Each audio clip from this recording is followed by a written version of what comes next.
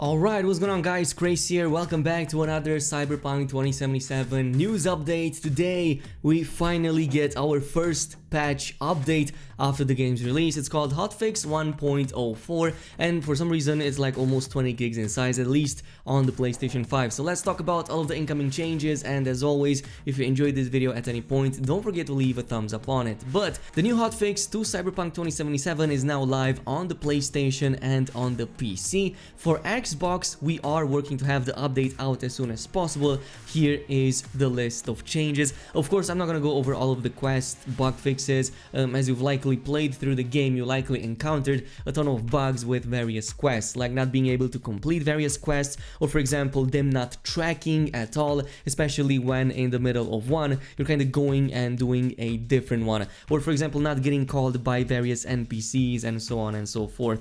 So for example, if you played the gig called Freedom of the Press, you're now going to be able to complete the final objective in that quest. Also, on the same note, in the quest called A Like Supreme, you don't get called by the NPC, so in this case this was also addressed in this update. There's many more actually at the top of my head. So they fixed constraints on freedom to get up and sit down if neither blue line condition is met in violence. Another one is fixed an issue with time and space resulting from leaving the quest area or abandoning the quest in following the river. I think that this should be addressed in other missions too, because I've encountered this in a different one, in one of the quests regarding the races. I'm pretty sure that I've encountered a bug pretty much like this, like the car chases. Yeah, they definitely have the same bug. Another one was with the conversation with Johnny not starting after leaving the hotel in Tapeworm, and then finally fixed Jackie's issues with sitting still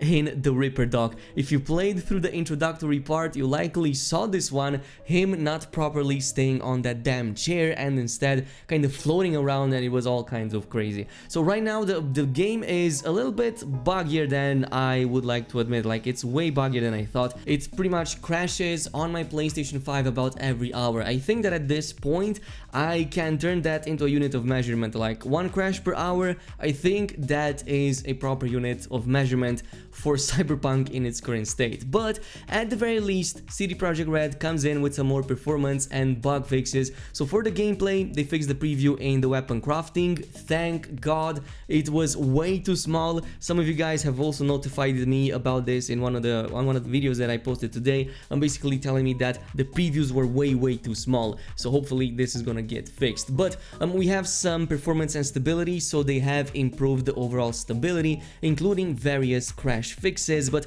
it doesn't go into too much detail about that. As far as the visuals go, they reduced the vehicle appearance pop-in. They've also speeded up switching first-person perspective to third-person in a vehicle. Thank God again. This is my biggest gripe right now with the driving, well, with the exception of a few other quirks here and there, but yeah, this was definitely annoying right here. And finally, they fixed an issue with the animations missing from important quest NPCs during cinematics. I think that there are more than a few occasions in which these are missing, not just for main quest and cinematics, also for example, the side gigs, the side jobs. They are definitely present in that as well. We also have some PC specific ones, so switching language to default in the in-game setting now correctly sets it to the language of your Steam client. There's also some miscellaneous changes, so modify the flashing effect on brain dances to reduce the risk of inducing epileptic symptoms, and it seems that they have smoothed out the flashes, reducing of course the frequency and the magnitude. So this is a response to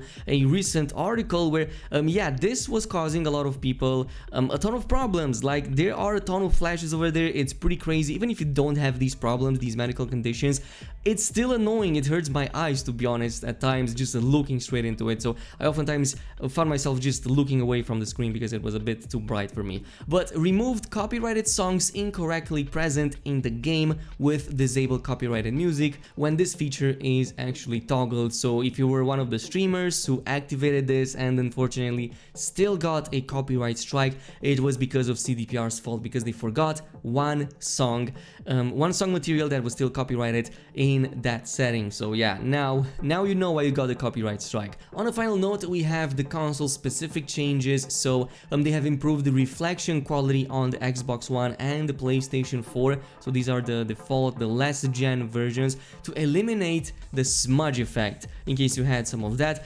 Fixed the Wasteland achievement being stuck on 97% after completing all relevant missions in the Badlands on the Xbox, and finally fixed an issue with missing PTBR VO for Xbox players in America. If anybody knows what that is, please let me know in the comment section, because I have no idea what this even is. But I will say a few final words about the game. Right now it's in a pretty rough shape. Of course, it's unfortunate because it's a really great game. I'm having a ton of fun with it, like with the secrets, with the stories, with the side gigs. I just enjoy doing gigs so much in this game, and the side missions for the other characters. It's a shame that all of that is kind of overshadowed a little bit by all of the bugs and problems that the game has right now. Like, if you go online, most of you guys, I've seen the comments, complained about its performance on the old gen of consoles. So if you have the game right now on the PlayStation 4 or the Xbox, especially the base default ones,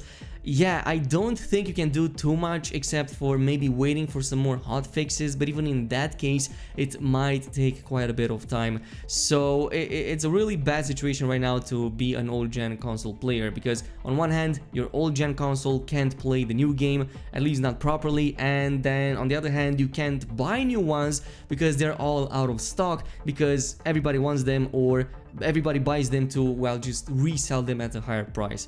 So yeah, this is it with the update. I hope you guys enjoyed it. As always, let me know down below what are your problems with the game right now and what is the platform that you're playing on. As always, thank you so much, and I'll see you guys next time.